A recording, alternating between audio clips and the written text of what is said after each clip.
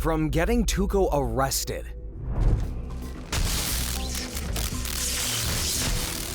to making fools out of the DEA, here is every time Mike Ehrmantraut outsmarted his enemies in Better Call Saul and Breaking Bad. Starting with setting up Tuco. After moving to the ABQ, Mike started working as a parking booth attendant and avoided anything that could bring attention his way. But he still needed extra cash to help support his daughter-in-law Stacy and his granddaughter Kaylee, who doesn't age, and that slowly pushed him back into the criminal world. Mike ended up working security for Daniel Wormold, the pill dealer known as Price. During one of those jobs, Mike crossed paths with Nacho Varga, who was secretly operating behind his boss Tuco Salamanca's back. Their relationship shifted after Mike was forced to step in when Nacho stole Price's money and baseball cards, and with Price panicking, he contacted the police. Not everybody who wears glasses is smart, it seems. Mike then tracked down Nacho and forced a deal where he returned the cards and the cash. But that's when he came to Mike with a much bigger problem. Nacho explained that Tuco was becoming more unstable by the day. To make his fear clear, Nacho told Mike about Doug Paulson. Our connect was a guy called Dog Paulson. One day, Tuco's settling up with Dog. He decides to put on his lie detector. But suddenly he's got a sawed-off and right in Dog's face. I was behind him. He believed it was only a matter of time before Tuco turned that same violence onto him. Mike, he listened to Nacho's idea and didn't dismiss it right away. He came close to going through with it, even going as far as nearly buying a rifle. Single shot, bolt, simple, effective, reliable. But the more he considered it, he realized killing a Salamanca wouldn't end anything. It would only start something bigger. Mike made it clear that Tuco dying would only make things worse, and if Tuco was going to be removed, it had to be quietly. So that's when Michael proposed a different situation. Instead of killing Tuco, he would get him off of the streets in a way that solved Nacho's problem permanently without anyone asking who pulled the trigger. Nacho didn't fully understand how that was even possible, but he let Mike go through with it and do his thing. And when the day of came, Mike set the plan in motion. Using a payphone, he anonymously tipped the police off that a man was threatening someone with a gun at a nearby restaurant. Yes, I would like to report a fight going on at the El Machicana restaurant in the 5000 block of Isleta Boulevard. With the police already on their way, Mike drove into the parking lot and deliberately hit Tuco's car. It was minor, but it was enough to trigger Tuco. And, really anything is enough to trigger Tuco, to be honest. But anyway, Mike went inside, casually ordered some yummy, delicious food, and he's acting as if nothing had happened, like an old guy. When Tuco followed Mike outside, though, Mike simply disagreed with Tuco, brushed him off, and acted like he wasn't worth responding to. Mike was rage baiting before rage baiting was even a thing. And Tuco, he demanded money for the car damages, but Mike refused and offered to exchange insurance information instead. You see that? You did that. Oh, come on, that'll buff right out. Inside the restaurant, Tuco had already seen the cash in Mike's wallet, so when Mike claimed he didn't have any money, Tuco knew he was lying. Mike, he kept ignoring him too, tried to walk away and refused to engage, pushing Tuco closer to snapping. The situation had escalated exactly as planned though. Tuco showed Mike his gun and forced him to hand over his wallet. As police sirens began to approach, Nacho slipped away with the drug money. Tuco tried to leave too, but Mike stopped him. He grabbed Tuco and forced him into a situation where violence was his only option. Mike disarmed him, leaving Tuco with nothing but his fists. And Tuco beat Mike repeatedly while he stayed just conscious enough to keep provoking him, making sure the assault didn't stop before the police arrived. And when the cops did arrive, they clearly saw an angry Tuco viciously attacking an older man. Dog, Mike has balls of steel! That all you got? Get on the ground! But Tuco was arrested on the spot and was facing years in prison for assault, while Mike walked away with a broken face and $50K cash. Not a bad deal. The home intruders trap. A few days after Tuco was arrested, Hector Salamanca tried to manipulate Mike into helping reduce Tuco's prison sentence. He offered Mike $5,000 to claim the illegal gun found during Tuco's arrest belonged to him instead of Tuco. But Mike refused, and Hector made it clear that saying no was not an option. The next day, Mike returned home from his shift carrying groceries and noticed one of Hector's men, Arturo, and his hair sitting on his front steps. Arturo told him Hector wanted an answer regarding the gun, but Mike declined again and continued inside.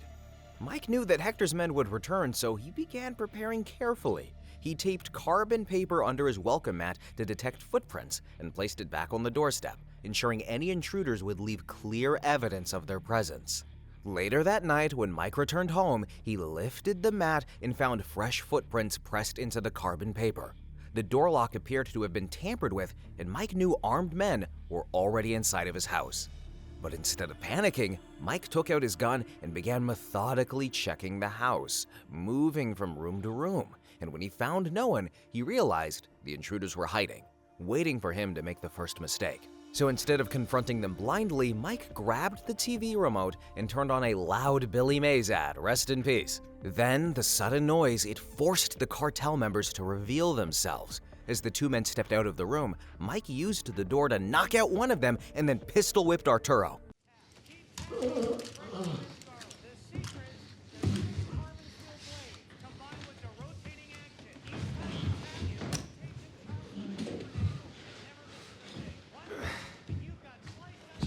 In seconds, Mike had taken control and disarmed both of them.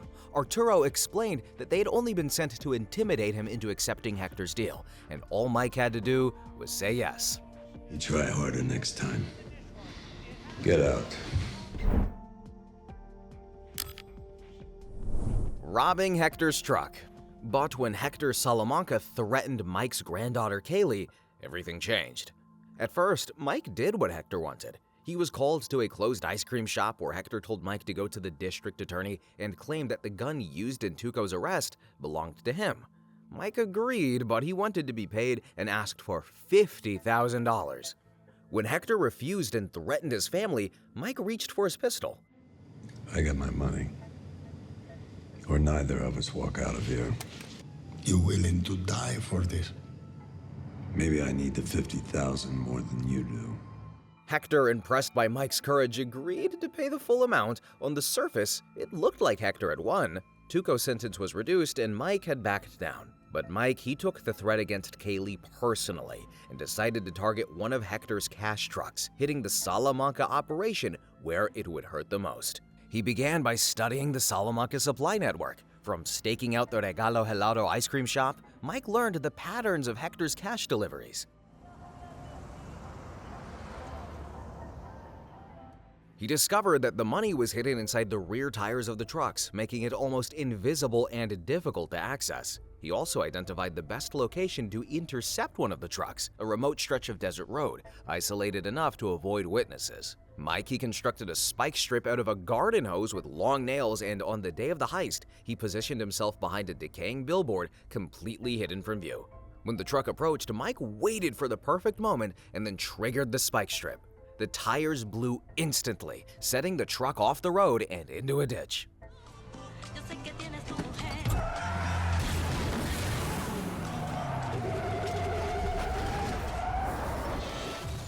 The driver, Jimenez Lacerda, I bet you didn't know his name, instinctively reached for his gun, but as he stepped outside to take a look, Mike quietly pulled up behind him. He pressed the barrel to the back of the driver's head, disarmed him, and then tied him up with duct tape, leaving him alive but completely unable to interfere.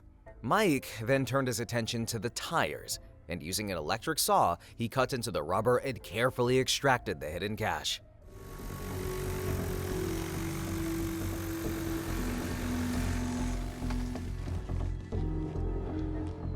He loaded the money and his equipment into his car and disappeared before anyone could connect him to the scene. Staging the border bust.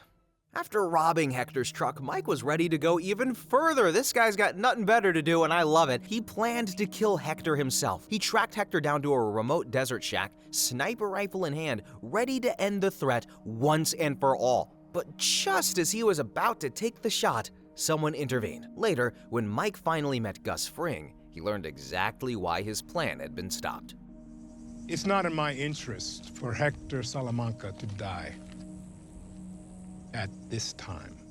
But while Gus stopped Mike from killing Hector, he allowed him to continue disrupting Hector's operations in other ways. This gave Mike an opportunity to strike back at Hector without risking direct confrontation or bloodshed, and he could do it under the radar. Mike decided to target Hector's supply lines. He needed a way to ensure one of Hector's trucks would be caught by authorities, but he didn't want to create unnecessary violence or alert the cartel. So, to prepare, Mike met with Dr. Barry Goodman, a contact provided by Gus, and requested a small amount of cocaine, and which he used a part of it as a clever trap. Well, I need a package yay big.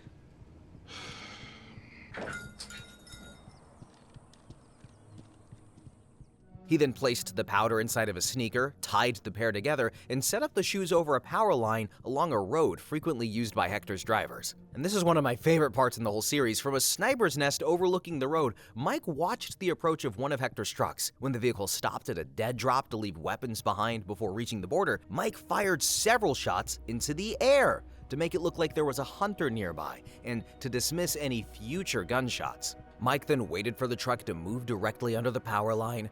Using his rifle, Mike shot the sneakers, causing the cocaine to spill onto the truck's roof and the rear steps. The powder coated the vehicle just enough to ensure it would be detected later. After the truck continued onto the border, the plan? It worked perfectly. Drug-sniffing dogs at the checkpoint detected the residue, prompting a full search, and the authorities discovered the hidden shipment, and the truck's drivers were arrested. Get down on your knees!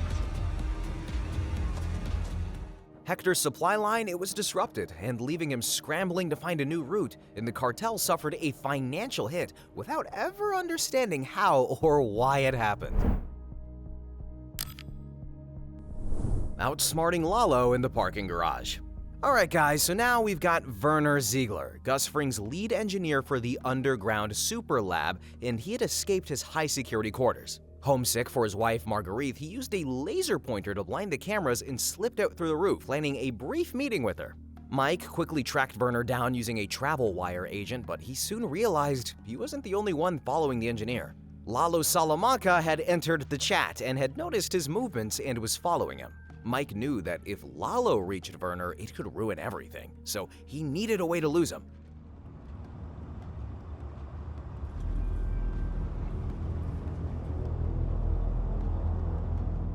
He pulled Mike into a gated parking garage with Lalo following closely behind and started preparing one of his smartest tricks ever. Mike had chewed a piece of gum, flattened it, and wrapped it carefully in its foil. And as another car was about to exit through the gate, Mike quickly saw an opportunity. He cut in front of the car, pulled up to the toll booth, and then inserted the gum into the ticket machine, blocking the next cars from getting their tickets and exiting. The first car got stuck and Lalo was directly behind it. He was forced to stop as well. Mike calmly drove away, and while Lalo, he remained trapped by the disabled machine and the other vehicle.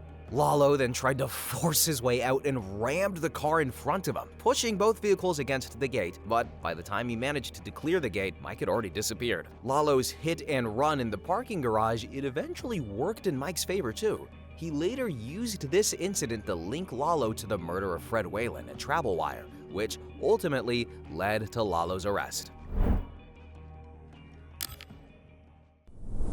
The balloon decoy. But it's insane what Mike could do with ordinary things like using balloons to outsmart 4 cartel hitmen. Chow, he was Gus Fring's main chemical supplier, and when he stopped returning calls, Gus sent his one-man army, Mike. When Mike arrived at Chow's warehouse, the situation became clear almost immediately. Chow was being held hostage inside of his own building by cartel hitmen. They hadn't killed him, but they had taken control of the warehouse and locked everything down. Mike understood right away that walking in guns blazing, it would be reckless. The building was filled with armed men. Chow was inside, and any mistake could get him killed. He needed an advantage before he ever stepped through the door. So Mike, he took a bundle of mylar balloons filled with helium and used them to short out the power lines feeding the warehouse. And the moment the balloons touched the wires, the electricity cut out completely. So 2 cartel gunmen stepped outside to see what caused the blackout. Mike positioned himself carefully, waiting for them to line up, and fired a single shot. 1 bullet dropped both men instantly. As he walked past them, he fired extra rounds to make sure they were dead.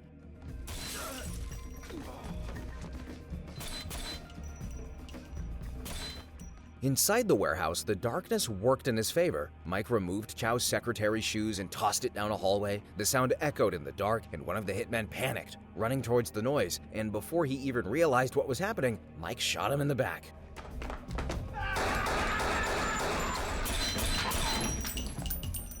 And that left only one man. As Mike approached the room where Chow was being held, he immediately noticed by the look on Chow's face that someone was still inside. Without saying a word, Mike used hand signals to direct Chow to show him where the last gunman was hiding, and he fired through the wall and eliminated the final threat. I love this so much.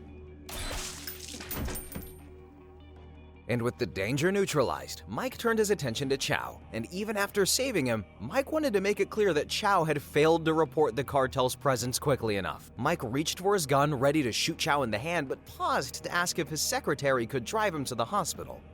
Licensed, dependable. She has a Camry. Mike then knew it was safe to proceed and shot him in the hand as a warning. Even as Chow prepared to leave, Mike called him back, reminding him, Gonna need her shoe. Outsmarting Chris with a toy. While Mike successfully saved Chow back in Season 3, his story ended very differently in Season 5. After Gus Fring's death, everything that had once protected Mike and his people was gone. Several of Gus's former associates were now in DEA custody, and Lydia, she was panicking, as she so often does. She was convinced those men would eventually talk and expose her, so she went to Mike first and asked him to have them killed. You want me to kill every man on that list? But when Mike refused, instead of pushing him further, she went around him and hired Chris Morrow, one of Mike's former enforcers. Chris, you see, had lost his hazard pay after the DEA seized his money, and he was desperate. Lydia used that desperation, offering $10,000 for each man on her list, and $30,000 to kill Mike himself. Chris first captured Chow inside Chow's own house and forced him at gunpoint to call Mike. Chow told Mike the DEA had seized his offshore money and asked him to come over so they could talk in person. And as soon as the call ended, Chris, he shot Chow in the head, killing him before Mike even arrived. When Mike pulled up to Chow's house, he immediately sensed something was wrong. Mike got out of his car and walked straight towards the front door, and inside the house, Chris watched him through the peephole. But as Mike got closer, Chris stopped looking and raised his gun, lighting it up with the peephole. Then, something unexpected happened. A strange noise started at the door. Chris hesitated, and he leaned back towards the peephole to see what it was. And instead of Mike, he saw a small motorized toy hanging from the doorframe, tapping against the door. But while Chris was distracted by the toy, Mike quietly slipped inside the house using the back door. I'd like you to drop your gun. Mike, he sat Chris down and forced him to explain everything. And Chris admitted Lydia hired him. I figured I'd start with you. For you, she was gonna pay 30. He even tried to justify it by saying he needed the money, and Mike listened. I'm sorry about this, Mike, but I needed the money. Those feds, they took it all, man. But before Chris could finish speaking, Mike shot him multiple times, killing him instantly. Mike.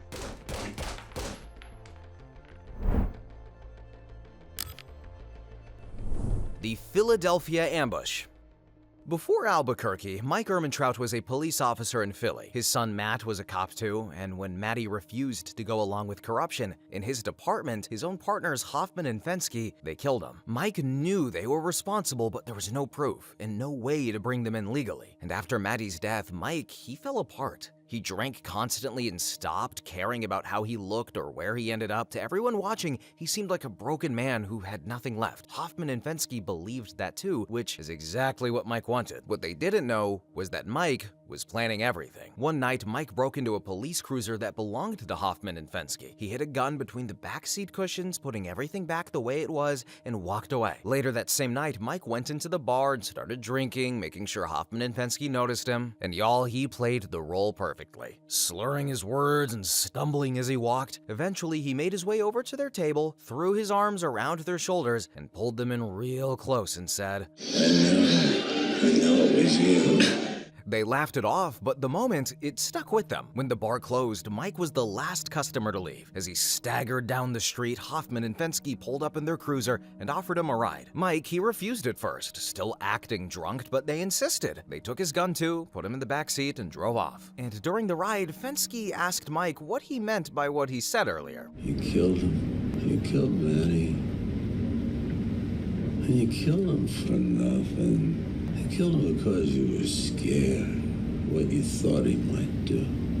That's when they decided Mike was a problem. They drove him far out of the city into an abandoned area, and as they got out of the car, Mike quietly reached into the backseat and pulled out the gun he had planted earlier, hiding it under his jacket. The two cops dragged him out, leaned him against a street lamp, and stepped away to talk. Fensky suggested they make it look like a suicide using the gun they had taken from Mike earlier, but Mike, completely sober now, complimented his plan. Smart. That's what I would have done if I were you. And that's when they realized they had been outsmarted. Mike drew the hidden gun and aimed at them. Fensky tried to shoot back, only to discover the gun he had taken from Mike was unloaded. Mike shot Hoffman immediately, and Fensky managed to hit Mike in the shoulder before Mike fired again, hitting him in the neck. As Fensky tried to crawl away, Mike walked over and stepped on his leg to stop him from reaching his weapon. Fensky begged for his life, but Mike, he didn't hesitate. He shot him, took his gun, and walked away.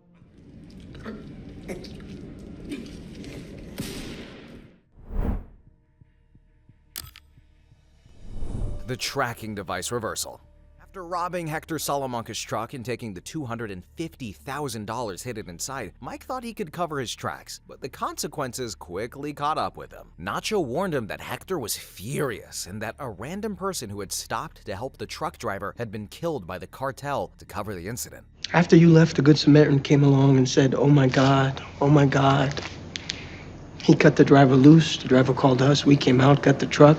Hector shot him in the face. Feeling the weight of that unintended death, Mike considered taking matters into his own hands and assassinating Hector. He bought a black market sniper rifle and tracked Hector to a remote shack in the desert, ready to end the threat once and for all. And just as he was about to take the shot, Mike heard his own car horn in the distance. He returned to his vehicle and found a branch jammed against the horn, along with a note on the windshield that simply said,